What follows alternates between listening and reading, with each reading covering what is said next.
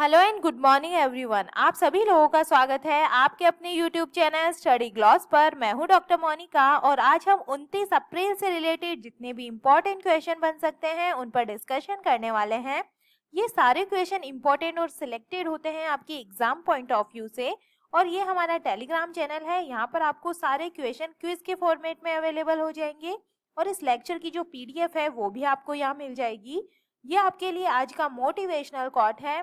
देख लेना, जिंदगी में मेहनत से मिले फल का स्वाद किस्मत से मिले फल के स्वाद से ज्यादा मीठा लगेगा। तो इसी मोटिवेशनल कोट के साथ में हम स्टार्ट करते हैं आज का सेशन। फर्स्ट क्वेश्चन है, what is the position of India in the medal tally of Asian wrestling championship 2022? एशियाई कुश्ती चैंपियनशिप 2022 की पदक तालिका में भारत किस स्थान पे रहा है?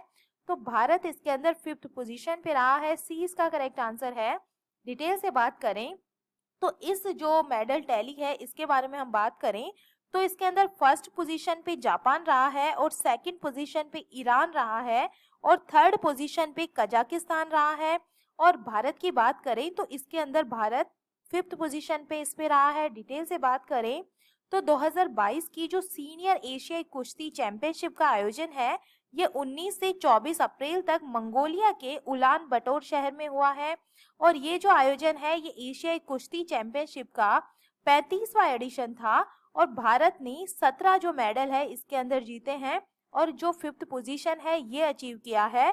और मेडल की बात करें तो इसके अंदर एक गोल्ड मेडल, 5 सिल्वर मेडल और 11 जो है इसके अंदर ब्रॉन्ज मेडल शामिल है। 2021 के मुकाबले पदकों की संख्या में इजाफा हुआ है लेकिन जो पदक तालिका है इसके अंदर 2 स्थान नीचे लुढ़क गया है भारत की पोजीशन और इस बार भारत को 5वां स्थान इसके अंदर मिला है। 2021 में भारत 14 पदक के साथ में तीसरे स्थान पे रहा था और भारतीय पहलवानों ने 5 इसके अंदर स्वर्ण पदक उस टाइम जीते थे। चलिए टॉप 3 कंट्रीज की हम बात करें तो सबसे पहले फर्स्ट पोजीशन पे है इसके अंदर जापान है। इन्होंने 10 गोल्ड मेडल, 2 सिल्वर मेडल और 9 है ब्रॉन्ज मेडल जीते हैं। सेकंड पे है ईरान, इन्होंने 10 गोल्ड मेडल, 2 सिल्वर मेडल और 3 ब्रॉन्ज मेडल इन्होंने जीते हैं। कजाकिस्तान की बात करें तो थर्ड पोजीशन पे ये रहा है और 5 इसने गोल्ड मेडल, 8 सिल्वर मेडल और 8 ही ब्रॉन्ज मेडल इन्होंने जीते हैं। और भारत की बात करें तो भारत इसके अंदर 5वें स्थान पे रहा है। भारत ने 1 गोल्ड मेडल, 5 सिल्वर मेडल और 11 ब्रॉन्ज मेडल जीते हैं। चलिए स्पोर्ट्स अवार्ड्स की बात हो रही है तो टॉप 5 स्पोर्ट्स अवार्ड्स को हम रिवाइज कर लेते हैं। Which country has topped the medal tally of ISSF shooting world cup 2022? जो ISSF शूटिंग विश्व कप है 2022 की, इसके अंदर जो पदक तालिका है इसके अंदर शीर्ष पे कौन सा स्थान रहा है? तो शीर्ष पे रहा है इसके अंदर भारत रहा था।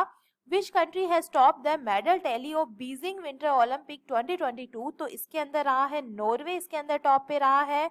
इंडियन प्लेयर लक्ष्य Sen has won the medal in the badminton tournament German open super 300। तो इसके अंदर लक्ष्य सेन ने सिल्वर जो मेडल है ये जीता है। Who has become the first Indian player to win a silver medal in the individual category of world para archery championship 2022? तो इसके अंदर पूजा जातियान ने सिल्वर मेडल जीता है इंडिविजुअल कैटेगरी के अंदर। Who won the title of women's hockey Asia cup 2022? इसके अंदर गोल्ड मेडल किसने जीता है? तो जापान ने इसके अंदर जो ये खिताब है ये इसके द्वारा जीता गया है। सेकेंड नंबर क्वेश्चन है, विच ministry has organise Poshan Pakhwada 2022 to improve the nutritional level of children and women? बच्चों और महिलाओं के पोषण स्तर में सुधार के लिए पोषण पखवाड़ा 2022 का आयोजन किस मंत्रालय ने किया है? तो ये किया गया है ministry of women and child development के द्वारा। डी इसका करेक्ट आंसर है। क्यों किया गया है इसके बारे में हम बात करें तो महिला और बाल विकास मंत्रालय ने बच्चों और महिलाओं के पोषण स्तर में सुधार के लिए पोषण पखवाड़ा 2022 को ऑर्गेनाइज किया है। और इस पखवाड़ा का जो उद्देश्य है ये जल प्रशासन संरक्षण में महिलाओं की भूमिका को बढ़ावा देना और जल प्रबंधन में लैंगिक जागरूकता बढ़ाना है। और प्रेजेंट में स्मृति जुबिन ईरानी महिला और बाल विकास मंत्री है। और पोषण पखवाड़ा 2022 की जो थीम है ये रखी गई है identification of healthy child and integration of modern and traditional practice for healthy India स्वस्थ बच्चे की पहचान और स्वस्थ भारत के लिए आधुनिक और पारंपरिक प्रथाओं का एकीकरण इस बार की थीम रखी गई है। थर्ड नंबर क्वेश्चन है, who has become the new chairman of हज कमिटी ऑफ इंडिया? भारतीय हज समिति के नए अध्यक्ष कौन बन गए हैं? तो इसका करेक्ट आंसर है एपी अब्दुल्ला कुट्टी बन गए हैं। सी इसका करेक्ट आंसर है।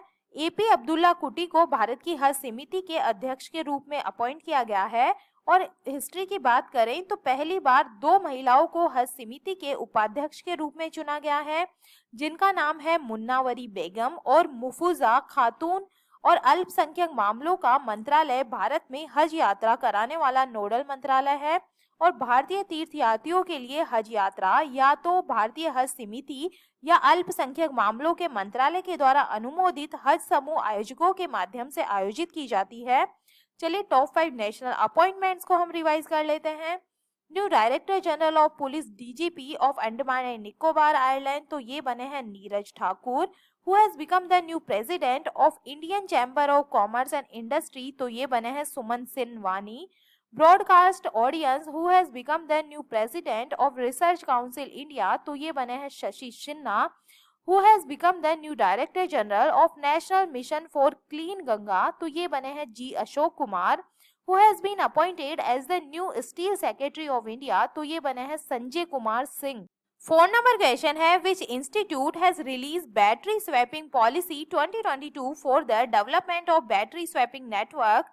बैटरी स्वैपिंग नेटवर्क के विकास के लिए बैटरी स्वैपिंग नीति 2022 को किस संस्थान ने जारी किया है? तो ये नीति आयोग के द्वारा जारी किया गया है। 20 का करेक्ट आंसर है। अब बैटरी स्वैपिंग क्या होती है? तो बैटरी स्वैपिंग एक विकल्प है जिसके अंदर चार्ज की गई बैटरी से डिस्चार्ज बैटरी का एक्सचेंज करना इसके अंदर शामिल है। और बैटरी स्वैपिंग वाहन और ईंधन को डीलिंक करती है, इसीलिए वाहनों की अग्रिम लागत को ये कम करती है, तो ये बैटरी स्वैपिंग के अंदर आता है। और जो बैटरी स्वैपिंग है ये सामान्यतः जो छोटे व्हीकल होते हैं, 2 से 3 पहिए वाले जो वाहन होते हैं, उसके अंदर ये उपयोग में ली जाती है। दरअसल इनमें इतनी छोटी बैटरी होती है जिन्हें अन्य ऑटोमोटिव सेगमेंट की तुलना में स्वैप करना आसान होता है और इसे यंत्रवत रूप से कार्यान्वित किया जा सकता है। तो ये होती है बैटरी स्वैपिंग नीति और इसे जारी किया है नीति आयोग के द्वारा। डिटेल से बात करें तो नीति आयोग ने एक मसौदा बैटरी स्वैपिंग नीति जारी की है और इस नीति के तहत पहले चरण में बैटरी स्वैपिंग नेटवर्क के विकास के लिए 40 लाख से अधिक आबादी वाले सभी महानगरीय शहरों को प्राथमिकता दी जाएगी और दूसरे चरण में राज्यों की राजधानियों और केंद्र शासित प्रदेशों के मुख्यालय 5 लाख से अधिक आबादी वाले शहरों जैसे सभी प्रमुख शहरों को कवर इसके अंदर किया जाएगा। चलिए नीति आयोग की बात करें तो national institute for transforming India इसकी फुल फॉर्म है और ये एस्टेब्लिश्ड हुई थी 1 जनवरी 2015 के अंदर और इसका हेडक्वार्टर न्यू दिल्ली में है। इसके प्रेसिडेंट है नरेंद्र मोदी जी, वाइस प्रेसिडेंट है सुमन के बेरी, ये हमने पिछले करंट अफेयर्स में पढ़ा था। और इसके सीईओ है Amitabh Kant. Who is the chairman of NITI Aayog, तो ये होते हैं prime minister. First chairman of NITI Aayog तो ये है नरेंद्र मोदी जी। 5 नंबर क्वेश्चन है, विच मिनिस्ट्री हैज लॉन्च्ड किसान भागीदारी प्रायोरिटी हमारी कैंपेन? किसान भागीदारी प्राथमिकता हमारी अभियान को किस मंत्रालय ने शुरू किया है?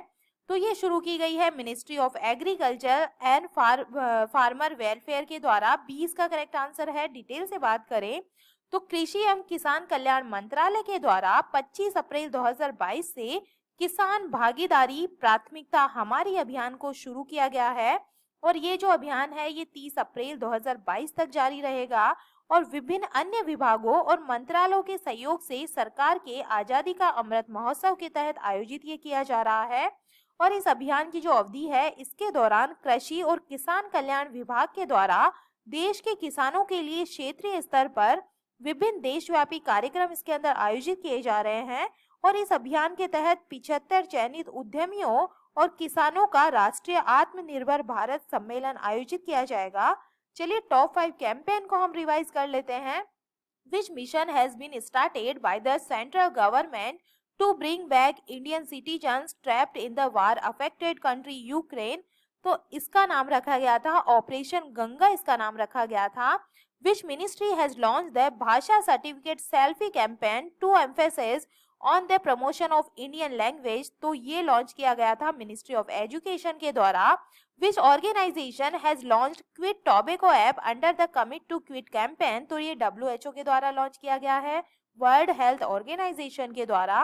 विच bank has launch Jiva programme to promote natural farming, तो ये लॉन्च किया गया है national bank for agriculture and rural development के द्वारा। Under the Jal Jeevan Abhiyan, which has become the 100th district of India to have water at every home, तो ये बना है चंबा हिमाचल प्रदेश का। 6 नंबर क्वेश्चन है, where will the 24th summer deaf Olympics 2022 be held, 24वें ग्रीष्मकालीन बधिर ओलंपिक 2022 का आयोजन कहां पर होने वाला है, तो इसका करेक्ट आंसर है कैक्सियस डू सूल, ब्राजील के अंदर ये होने वाला है, डी इसका करेक्ट आंसर है। 24वें ग्रीष्मकालीन बधिर ओलंपिक 1 से 15 मई तक ब्राजील के कैक्सियस डू सूल में आयोजित किए जाएंगे और इनमें 39 पुरुष और 26 महिलाएं भारत का प्रतिनिधित्व करने वाली। चलिए टॉप 5 अपकमिंग स्पोर्ट्स वेन्यू के बारे में हम बात कर लेते हैं। Where has the 24th winter Olympic game 2022 started, तो यहाँ कहाँ पे शुरू हुए हैं, बीजिंग चाइना के अंदर। Where is the 110th edition of Australian Open 2022 women single grand slam held, तो ये जो फुटबॉल ऑस्ट्रेलियन ओपन 2022 महिला एकल ग्रैंड स्लैम है, इसका 110वां जो एडिशन है ये कहाँ पर आयोजन हुआ है, तो ये मेलबोर्न ऑस्ट्रेलिया के अंदर इसका आयोजन हुआ है। Football tournament AFC women's Asia cup India 2022 where is the game organise, तो ये किसने ऑर्गेनाइज करवाया है, तो ये इंडिया के अंदर ऑर्गेनाइज हुआ है। Where is the 20th women's national ice hockey championship 2022 held, जो नवी महिला राष्ट्रीय आइस हॉकी चैंपियनशिप है ये 2022 की कहाँ पर आयोजित हुई है, तो ये हिमाचल प्रदेश के अंदर इसका आयोजन हुआ है। Where is the under 19 cricket Asia cup 2021 held, ये कहाँ पे हुआ है, UAE के अंदर हुआ है, यूनाइटेड अरब अमीरात के अंदर ये हुआ है। 7 नंबर क्वेश्चन है, who has received the champions of the earth life time achievement award, champion of the earth life time achievement award किसे मिला है, तो इसका करेक्ट आंसर होगा सर डेविड एंटरबरो को ये दिया गया है, 20 का करेक्ट आंसर है। इनके बारे में हम डिटेल से बात करें कि ये अवार्ड इन्हें मिला क्यों है, तो संयुक्त राष्ट्र पर्यावरण कार्यक्रम UNEP ने सर डेविड एंटरबरो को champion of the earth life time achievement award से सम्मानित किया है और ये जीव विज्ञानी, प्राकृतिक इतिहासकार और जाने माने ब्रॉडकास्टर है और ये जो अवार्ड है ये इन्हें प्रकृति की सुरक्षा और संरक्षण के लिए रिसर्च और डॉक्यूमेंटेशन और एडवोकेसी के प्रति समर्पण के लिए ये अवार्ड इन्हें मिला है। और उनके प्रसिद्ध जो डॉक्यूमेंट्रीज है इसके अंदर है द ग्रीन प्लेनेट और ए प्लास्टिक ओशन इसके अंदर शामिल है और इन्हें 2 बार महारानी एलिजाबेथ द्वितीय के द्वारा 1985 में और फिर 2020 के अंदर नाइटहुड की जो उपाधि है ये भी दी जा चुकी है।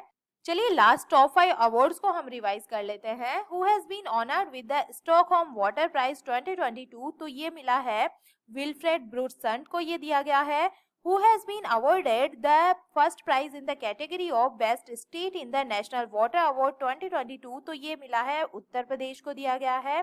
Who has been awarded the Abel Prize 2022, तो ये मिला है डेनिस पार्नेल सुलिवन को। Who has won the Governor of the Year award at the Central Banking Award 2022, तो ये मिला है मारियो मार्सेल को। Who has won the 13th green storm photography award 2022, तो ये मिला है मोहम्मद राजा को। 8 नंबर क्वेश्चन है, which state government has launch the social awareness campaign सांस, किस राज्य सरकार ने सामाजिक जागरूकता अभियान सांस को शुरू किया गया है, तो ये शुरू हुआ है कर्नाटक गवर्नमेंट के द्वारा, ए इसका करेक्ट आंसर है।